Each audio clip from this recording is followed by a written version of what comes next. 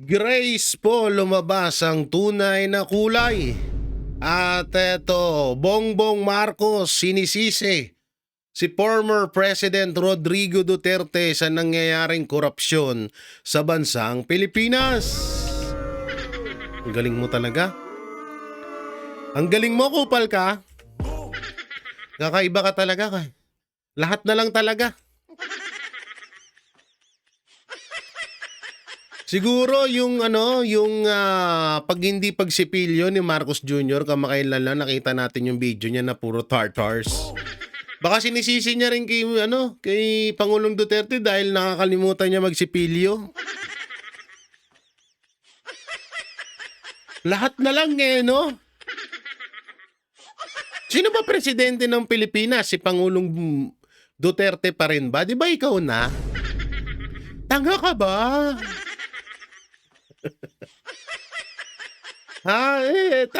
Tanga ka ba? Ba't may sinisisi kay Pangulong Duterte yung nangyayaring korupsyon na una-una, pinsan mo yung involved dyan. Pangalawa, ikaw. Hindi pala, mali. Ikaw pala muna. Tapos pinsan mo, tas yung aso niya na si Saldico. Tapos isisisi mo kay Pangulong Duterte. Ang galing mong kupal ka.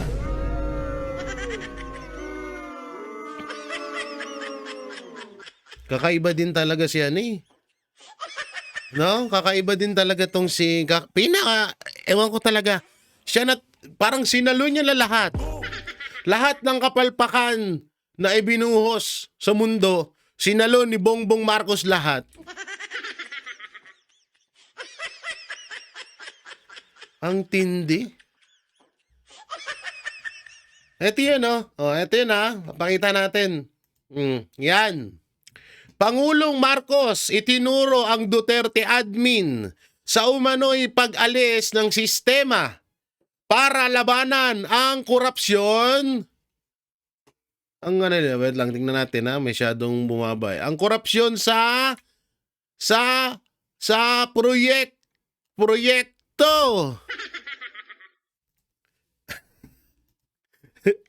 No. Hayop na to. Sinisisi mo kay Pangulong Duterte yung sistema na para panagutin ng mga korap sa gobyerno. Ikaw nagtanggal yan. Ito ebidensya. Ayan. Di ba ikaw nagtanggal ng PACC, motherfucker? Ayan abolish Presidential Anti-Corruption Commission or matatawag nating PACC. Ikaw nagtanggal nun, di ba? Tapos isisisi mo kay Pangulong Duterte, nak ng putya ka. Aslo ka, mandong. Haslo ka. Kung naiintindihan mo salitang Bisaya, haslo. Oo. Lo. sorry. Lo. Ayan eto pa nga, sabi ng mga netizen. Tangina mo. Number 1 mo, binuwag mo ang PACC. Tama. Excuse me, order number 1, BBM. Sobrang bobo mo. Lakihan natin para baka sabihin nyo lalakihan natin yan para makita nyo ng gusto. Lalakihan natin yan para makita nyo ng gusto kasi si Marcos Jr. ata nung pinatupad niya to tulog ata nung mga panahon na yan. Kaya kailangan nating lakihan. Ayan Marcos. Are you there, motherfucker? Ayan ginawa mo Number 1 order mo to Hindi mo na ba tanda? Nasakop na ng pulburon niyang utak mo? Huwag mong sabihin sa akin na punyita ka na wala ka na sa sobrang katakawan mo sa pulburon nawalan ka na ng bahagi sa utak mong hinayupa ka.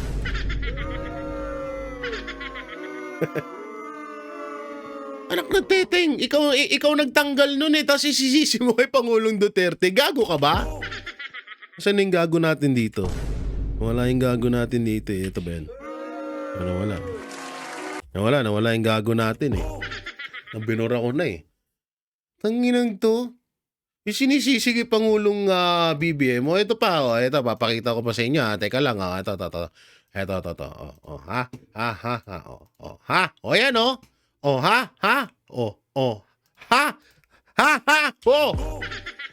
Yan, Marcos Jr. ay tinuturo ang nakaraang administrasyon, hindi pala masyadong makita, iusog natin ng kunti.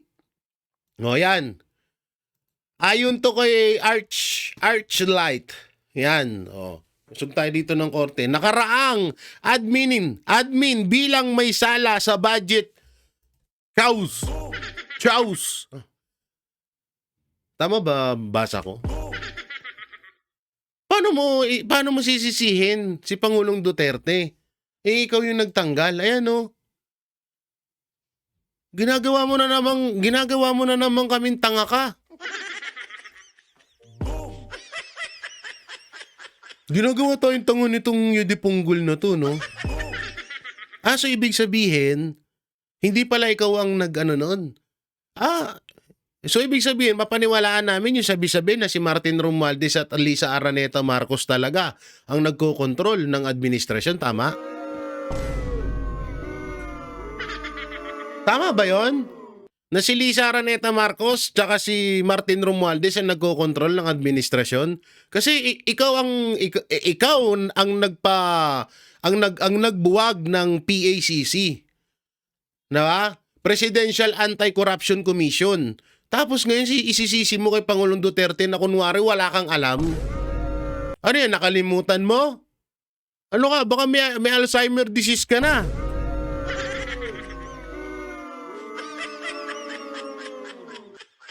Nako. Ang lala ng sakit mo, Marcos. Magpa-check up ka na. Baka puro guyam na yung utak mo.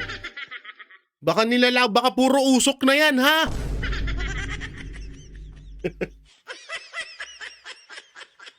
Unang-una yung ginawa, unang-una yung ipinasa to. Na-abolish ang Presidential Anti-Corruption Commission na itinatag ni Pangulong Duterte nung kanyang panahon bilang presidente ng bansang Pilipinas. Tapos ngayon, na halos sobrang naging malaya na ang mga hayop na mga politiko na mangurap sa ating gobyerno. Ngayon isisisi mo kay Pangulong Duterte na si Pangulong Duterte ang nagbuwag? Isisisi mo kay na itinuturo mo na nagbuwag ng na yan? Anak ng teteng ka. Abolish yo. Ayan number one project nyo yan. Ayan nga lang yung project nyo sa loob ng 3 years. Nabuwagin ng PACC. O diba? Ano nangyari? Naging malayang magnakaw si Saldico. Naging malayang magnakaw pinsan mo. Anak ng timang ka naman talaga, Marcos Jr. Kaya nga ito napakaganda ho nitong ni Senator Alan Peter Cayetano na magkaroon ng snap election. To, panoorin muna natin. Nagbitiw na bilang chairman ng makapangyarihang Senate Blue Ribbon Committee si Senator Ping Lacson. Ganda naman nung reporter. Naman ng isang snap election si Senate Minority Leader Alan Peter Cayetano. At para bigyan tayo ng update live mula sa Senado, nasa frontline ng balitang yan pasukan mo, girl. Babe, pasukan mo, babe. Ay, Senator Alan Peter Cayetano. Ipasok mo, babe. Pasok mo. Ay, mali pala. Ay, pasok mo, babe. Pasok. Hindi yan. Yes, Nikki, nanawagan si Senate Minority Leader Alan Peter Cayetano na magbumaba na lang sa pwesto o mag-resign. Yung matataas na opisyal ng gobyerno, kabilang na dyan ang Presidente, Vice-Presidente at mga miyembro ng Senado at Kamara. Pagkatapos nga niya ng kanyang hinihiling ay magkaroon ng snap elections kung saan yung mga supposedly magbibitiw na incumbent officials ay hindi pwedeng sumali sa loob ng isang election cycle. Sa pahayag na ipinost ni Cayetano sa kanyang social media, sinabi niyang ang pagbibitiw ng nasabing matataas na opisyal ng gobyerno ay maaring maging paraan para maibalik ang tiwala ng taong bayan. Dagdag pa ng senador, imbis na people power, dapat daw ang gawin nila ay sakripisyo mula sa tagapaglingkod bayan.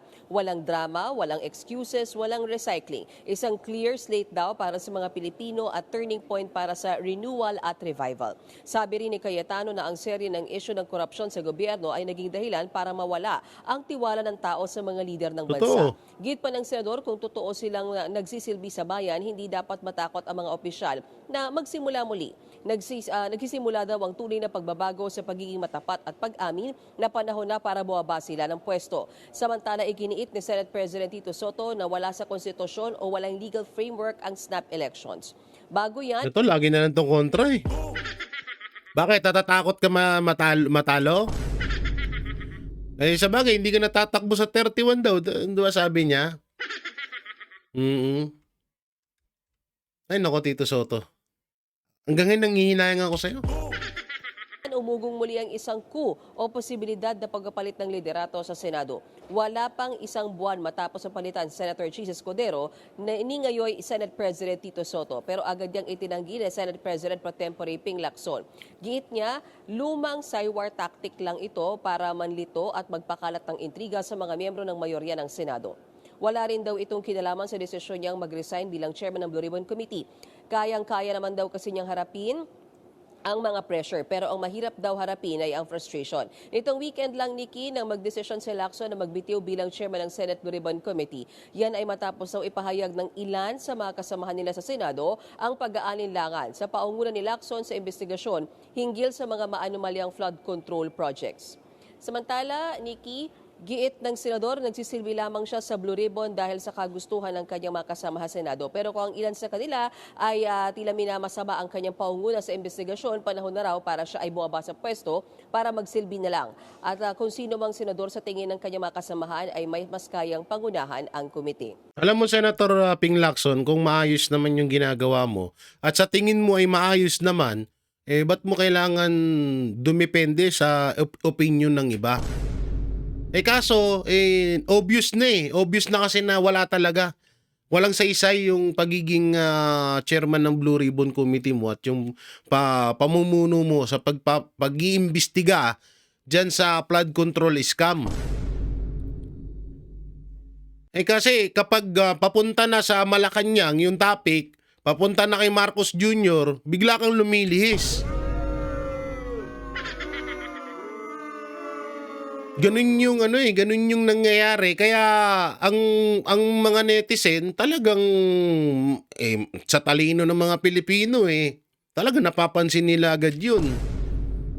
Ngayon, hindi ka talaga dapat maging chairman ng isang committee lalo na sa anti-corruption. Kung ganyan na parang parang pinapaniwala mo yung sinasabi ng ibang tao. Kung alam mo naman mali, kung alam mo naman tama ginagawa mo, edi go ka.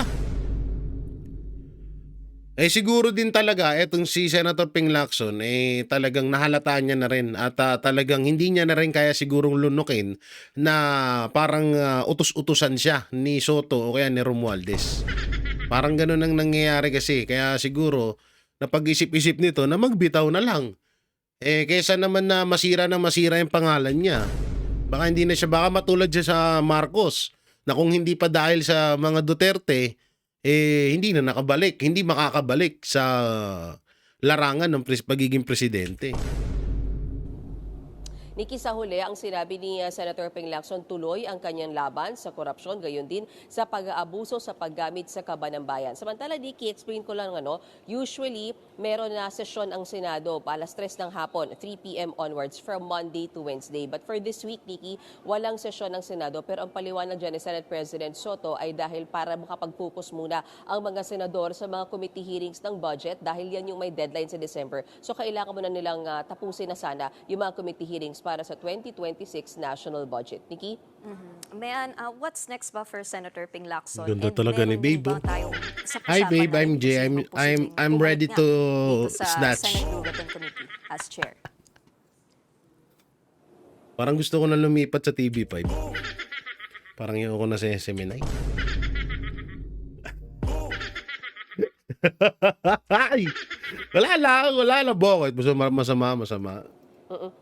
Sa ngayon, Nikki, wala pa nga lumulutang na Ah, mga pangalan. Nikki. Kung sino Nikki yung pa pwedeng pangalan niya. pumalit kay Hanapin ko Senator nga yung Ping Lacson. Instagram But niyan. just to explain the process, he has to manifest first doon sa session yung kanyang pag-resign bilang Blue Ribbon Committee Chairman. So, mangyayari yan if ever this coming Friday kasi mag-resume yung session bago mag-break this coming Friday kung saan pwedeng isabihin ni Senator Ping Lacson i-formalize yung kanyang reason, yung kanyang desisyon na magbitiw bilang Blue Ribbon Committee Chairman. And then doon palang pag-uusapan, Nikki, kung sino nga talaga yung ihahalal nilang bagong chairman ng Blue Ribbon Committee. Nikki?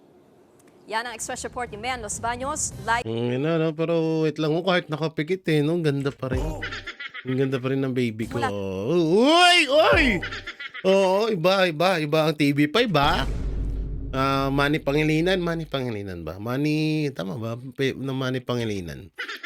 Iba ang TV5 ba? Iba ang ng reporter. Hindi yan si ate, hindi yan. Eto. Yan. Hi, Ma'am Nikki. I'm Jay. Hindi kita binabash siya. Tungtawa nga ako pag minapanood kita pag nagre-report kayo. Tira ulo ka, Jay Ibarra. Hindi. Seryoso na. Mabalik tayo doon sa snap election. Alam nyo, napakaganda ho noon para matapos na yung kabuangan ng, siyempre, mga tanso vlogger, mga supporters ni Marcos na si Marcos daw nagpapanalo sa mga Duterte. Kung hindi daw dahil kay Marcos, di daw mananalo mga Duterte. So ngayon, magka-snap election, maganda ho yan. Para malaman talaga natin kung sino talaga ang kung sino talaga yung kulelat. Basta wag lang panghimasukan ng Comelec. Kasi pag pinanghimasukan ng Comelec, yung paktay na naman. Pero siyempre, ahadlangan to, 'di ba? Sabi ni Soto, labag daw sa konstitusyon na naman. Labag na naman sa konstitusyon. Ayaw kasi matalo eh. Oo. Pero ako, goods ako dito sa snap election. Maganda nga ito talaga eh. Oo, subukan talaga natin yung lakas ni Marcos nyo. 'Di ba? Subukan natin lakas ni Marcos nyo kung talagang in siya sa taong bayan. Paglabanin natin sila para tapos na tong laban na to. Ganun lang ka basic. Ba't natatakot si Auntie Claire? Ba't natatakot ang palasyo? Kasi nga hindi nyo kaya manalo sa mga Duterte. Yun ang totoo dyan. Tagaan nyo yan sa mga pangit nyo mukha. Kaya nga marami nang bumuboto eh. Marami nang bumuboto na bumaba na si Marcos Jr. Ito nga, may chance pa nga siya dito sa snap election eh. O katulad na lang nitong balita na to na dapat ay PBBM dapat na raw tanggalin sa pwesto. Ito panoorin natin to. 6 si dating Pangulong Ferdinand Marcos Sr. Dapat na rin daw sipain sa pwesto ang anak nitong si PBBM ayon kay Cavite Congressman Kiko Barzaga. Nako. Sa 3 taon daw kasing pag-upo nito sa pwesto, nalunod lang ang bansa sa iba't ibang issue. Ang detalye sa Agenda Weekend Report ni Joan Manalo. Patuloy na umuugong ang mga panawagan na patalsikin na si Pangulong Ferdinand Marcos Jr. Dapat Kagabi lang. lang ay ipinahayag ni Cavite 4th District Representative Kiko Barzaga na nararapat na raw alisin si PBBM sa pwesto dahil hindi na raw nito pinagsisilbihan ang sambayanang Pilipino. Just like how we removed the late dictator Ferdinand Marcos Sr., we shall also remove this president that has betrayed our country. Idiniin din ni Barzaga ang kaugnayan ni dating House Speaker Martin Romualdez sa flood control scandal at ang impluwensya umano ni PBBM sa Kongreso dahil sa anak nitong si Majority Leader Sandro Marcos. May ganito yan Marcos Jr. Panagutin mo si Martin Romualdez. Siguro kahit papano sa 50%, mga 20% matutuwa kami sa'yo. Panagutin mo, ikulong mo si Martin Romualdez, ikulong mo si Saldico, ikulong mo si Risa Ontiveros, at yung iba pang mga korap dyan sa Congress at sa Senado, ikulong mo, ipakulong mo, ipa-impeach mo, ipatanggal mo sa mga posisyon nila. Kung talagang gusto mo talaga na matapos mo yung termino mo. Kung ganyan ng ganyan, na puro kasisi dito, lahat na lang, sisisi mo, baka pati yung lindol, kung hindi dahil sa mga Duterte, walang lindol. Kung hindi dahil sa mga Duterte, walang baha. Ano tayo niyan? May sakit ka na sa pag-iisip. Pero kung panagutin mo yung pinsan mo, lahat ng involved sa flood control issue, ikulong mo, matutuwa kami dyan sa'yo. Papalakpakan ka pa naming hayop ka. Hinayop no? Pinalakpakan pero hinayop eh. For over 3 years, we have endured the inadequacies of his presidency.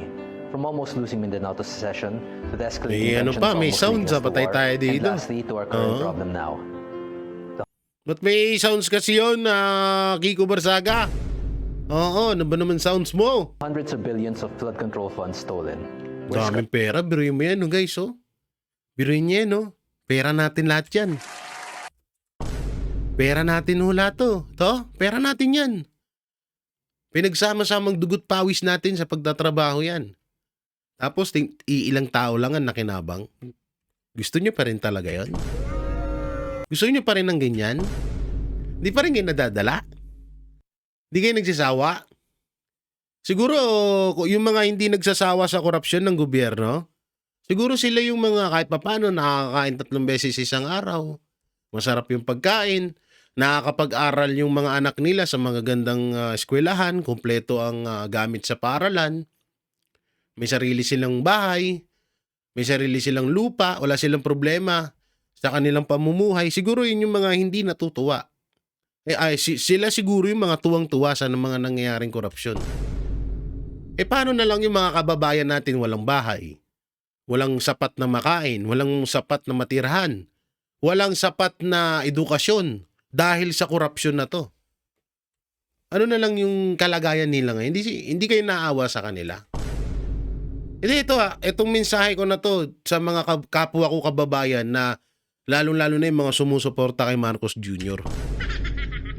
Na parang gustong-gusto pa, proud na proud pa sa ginagawa ng presidente nila. Na mangurap yung pinsan ng presidente nila. Parang proud pa sila eh. Sa bagay, ilan na lang din naman. Pero para kung iisipin nyo, may isa pa nga na naawa ko dun sa lalaking yung nag-FB na pinagtatangtod niya pagtanggol si Marcos Jr.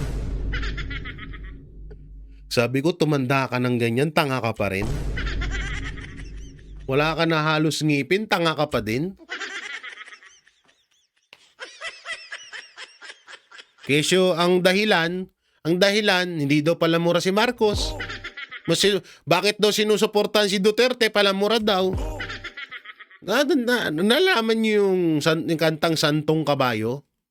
Banal na aso, Santong Kabayo.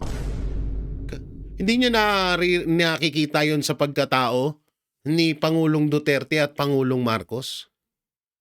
Si Pangulong Duterte, oo, nandun na tayo na palamura, siga, matapang, at kinakatakutan. Pero dun umayos yung bansa natin. At nakilala natin si Marcos Jr. na tanga, nakilala natin siya na hindi nga nagmumura, magaling magsalita, sapi lang minsan yung English.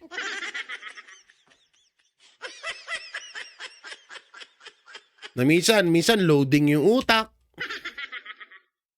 Na lahat ng video niya, lahat ng nakikita natin sa kanya ay napaka hinhin niya, napaka respetado niya, tingnan. Hindi siya walang mura na lumalabas sa bibig niya. Tabingi lang yung panga. Sorry. Yun ang gusto ninyo, ganun na tao. Pero ano nangyayari sa Pilipinas? Sa pagiging maganda ang asal ni Marcos Jr. Tingnan nyo, pera natin yan, Kulang pa nga yan eh. Billion lang yan, paano pag trillion na? Former House Speaker Martin Romualdez was implicated in the Senate Blue Ribbon Committee. Bukod kay Barzaga, nauna nang umugong ang pangalan ni dating Ilocos Sur Governor Chavit Singson dahil sa mga pahayag nitong maituturing din umanong inciting to sedition ayon sa palasyo. Nanawagan kasi siya sa mga kabataan at estudyante na sumama sa revolusyon laban sa korupsyon. Tapos ganito pa kaiyakin ng administrasyon. Kapag may taong lumaban sa kanila or isiniwalat yung kabulastugan nila, kaso agad. O, tingnan nyo yung ginawa kay Chavit. Tingnan nyo yung ginawa kay Pastor, Kibuloy. Tingnan nyo yung ginawa kay Tebes.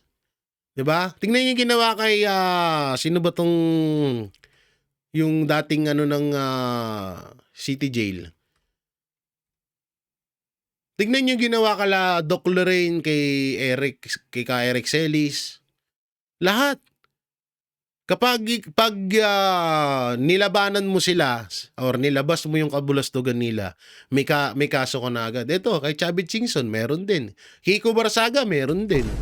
Ganyan kaiyakin na itong administrasyon. Kasi nga, ang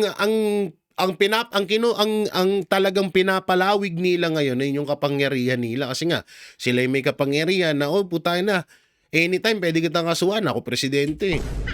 Gagamitin ko lang yung ibang tao para pakasuhan ka, tapos ka na. O, tingnan mo si Banat Bay, puro kaso din. Supalpal sila lagi dun eh. Lagi silang sumisemplang dun eh. O, ganyan ang nangyayari ngayon sa ating bansa. Pero ang tanging pahayag ni Singson tungkol dito, kung may katotohanan, lahat yung sinasabi na sa akin, magpapakulong po ako. Kulong ako, patayin ako kung gusto nila. Wala yan sa akin. hindi naman sinagot ni Singson kung may mga lumalapit ba sa kanya tungkol sa umuugong na usapang may mga nagpaplano raw na magsagawa ng kudeta. Nitong September 21 kasi, ilang retiradong general at mga dating sundalo ang sumama sa kilos protesta sa Gate 4 ng AFP headquarters dahil sa pagkadismaya sa mga isyu ng korupsyon. Diyan kayo kabahan. Kung tayo na. Kapag yan ang kumilos talaga.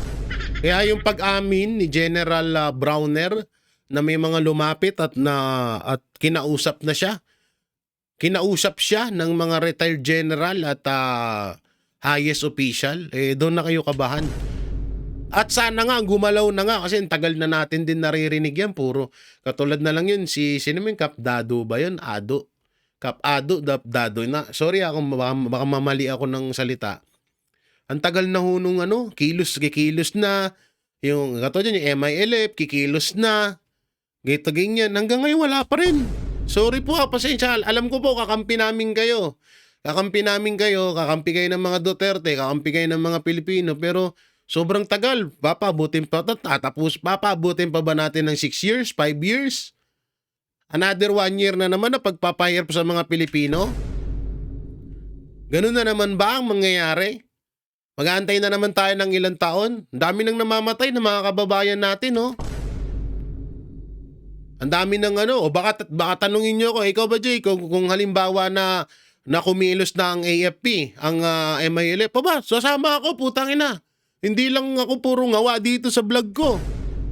Kahit pabuhay ko yung kahit pabuhay ko yung kapalit ng ikakaayos ng Pilipinas, gagawin ko yun. Walang problema sa akin.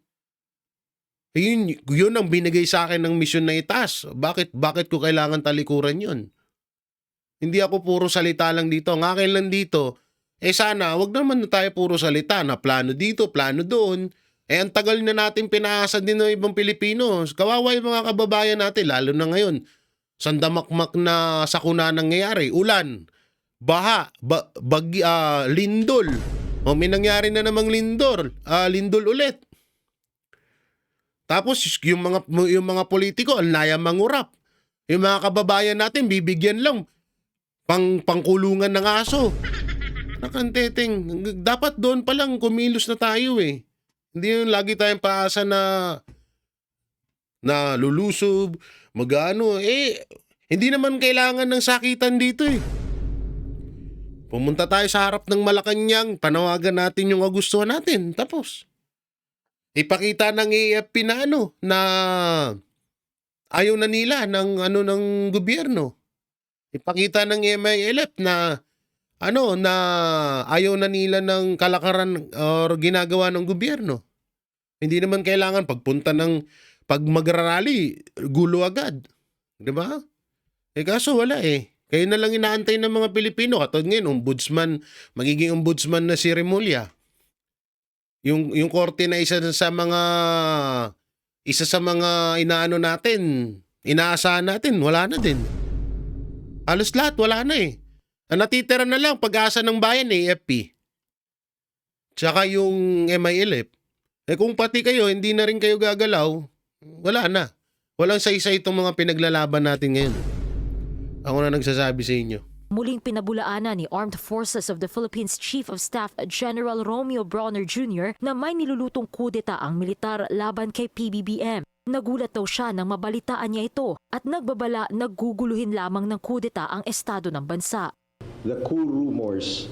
Kung ayaw mo palang magulo ang estado ng bansa, pagsabihan mo si Marcos, ayusin niya yung bansa para hindi matuloy itong gulo na to. Ganun lang. Are not true. No? They are not true. I myself was surprised when I saw the article. Hindi rin daw siya personal na nakipagpulong sa kahit na anong religious group at nakipagtulungan sa USCIA para planuhin ang kudeta. Para sa Agenda Week, Ngayon wala daw ano. Ay tamo, pero mo. Yan na lang iipin na lang isa na yan na lang din yung tanging pag-asa natin para matapos yung korupsyon. Pero nakikita natin parang dapat ano kayo pro-Pilipino ho kayo. Dapat pro-Pilipino kayo, hindi pro-administrasyon. Pangit niyan. Eto, speaking of corruption speaking of corruption, eto na, Grace po. Eto, yan tumataginting na 11.14 billion pesos.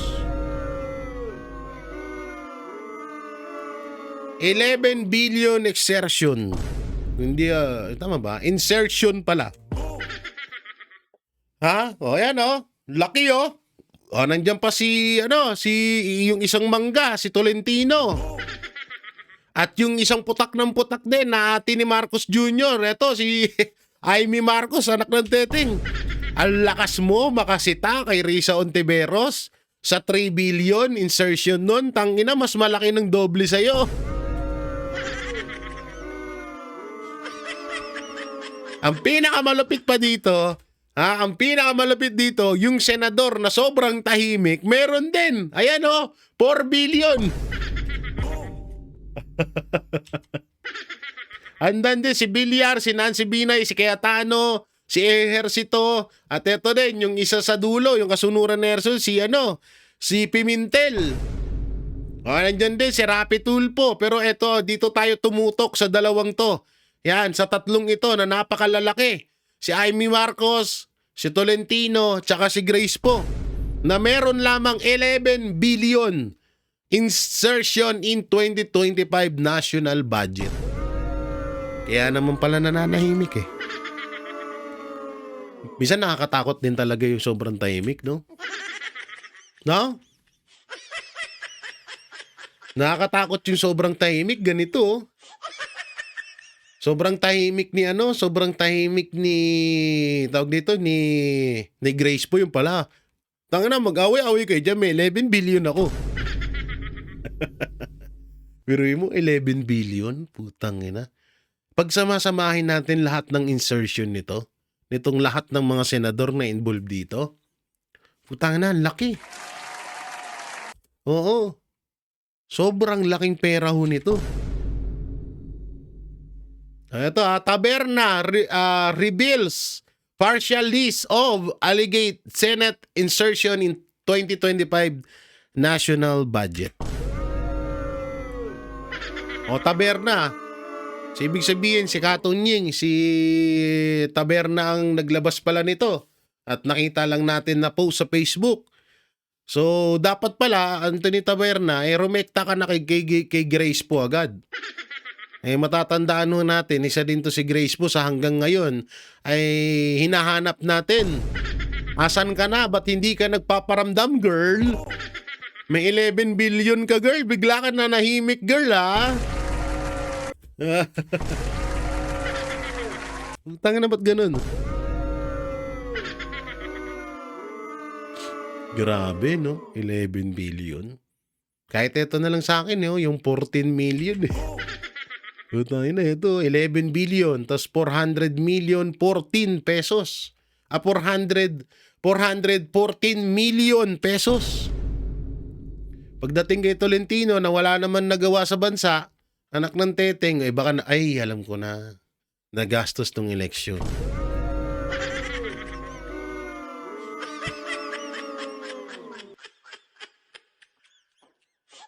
Ewan ko lang kung gaano katotoo to ha, pero grabe yung pera, no? Bigyan mo ha, ilang milyong tao ang nag-ambag-ambag sa tax sa pera ng taong bayan. Ilang milyon, bilyon na nga siguro eh. Tapos ang makikinabang, 1, 2, 3, 4, 5, 6, 7, 8, 9, 10. Sama wala pa dito si Risa Ontiveros ha. Biruin niyo yun. O AFP, sarap nito? Sarap? Na okay lang, sige magnakaw lang yung mga politiko na yan. Basta kami, loyal kami sa administrasyon. Tsaka ngayon ko lang narinig din yun ha, na ang AFP ay talagang loyal or loyal na loyal sila sa nakaupo, hindi sa mga Pilipino. Although wala naman silang sinabi na hindi sila loyal sa ordinaryong mga Pilipino, pero yung sabihin mo na loyal ka sa administrasyon, parang ganun na rin yun. So kayo mga banateros, baka ano-ano pa masabi ko dito. Mabubisit na ako, biro mong pera yan, no? Anong masasabi nyo sa 11 billion insertion ni Grace Po, 6 million ni Tolentino, 5 million ni Amy Marcos, 5 million ni Rapi Tulfo, 4 million ni Lito Lapid, 4 billion, hindi pala million, billion ni Cynthia Villar, 4 billion ni Nancy Binay, 4 billion ni Pia Cayetano, 3 million ni Ercito, at 3 billion ni Pimentel. So, kayo na lang po ang humusga dyan kung ano ang masasabi nyo. Ayan ba ay dapat konsentihin or dapat nang kalusin? Hindi, no? So, babasahin na lang natin yung mga komento nyo dyan at sana pakishare nitong ating video na to para mapanood pa po ng iba pa nating mga kababayan. Yung pag-like, pag-share nyo po sa mga video namin mga banateros. Yan, nila Banat Bay, Coach Oli, Boss Dada, Sir Jack, si Sir Jack pala ho ay nagbablog na rin. So panoorin yung kanyang YouTube channel, Sir Jack. At yan, si paring RJ, Master Judea. At syempre, ang pinakagwapo sa lahat, Jay Guevara TV. Ako lang ata, may ano ba? O nga, ngayon ko lang napansin. Lahat sila may mga code name. Banat Bay, Coach Oli, Boss Dada, Sir Jack, Master Judea, tapos paring RJ. Pagdating sa akin, Jay Guevara. Hindi ganyan talaga pag mga artistahin.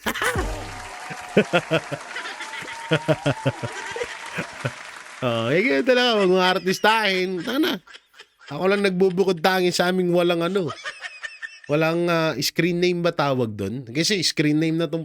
Kasi yung pag sinabi mong Jay Guevara, iba yung dating no? Hindi katulad ng Boss Dada. Pangit. Maitim. Ay! Maitim. Yan lang. So yan mga banateros, mga kabiyaya, anong may kukomento nyo sa isyong ito, i-comment nyo lang po dyan sa baba. At ingat po kayo palagi. God bless and peace and bye-bye.